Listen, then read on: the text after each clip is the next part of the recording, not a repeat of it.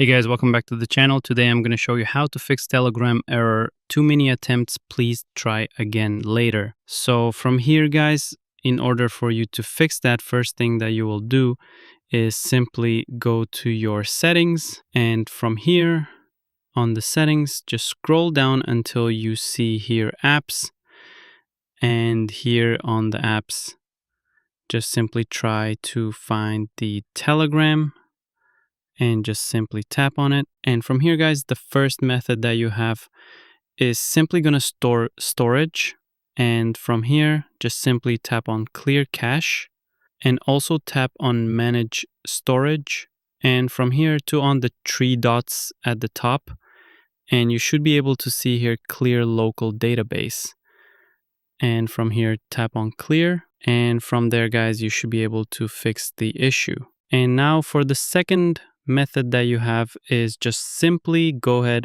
and go to a permissions, and from here make sure everything is allowed. And now the third method that you have is just simply go into Google Play Store, and from here just search for a Telegram.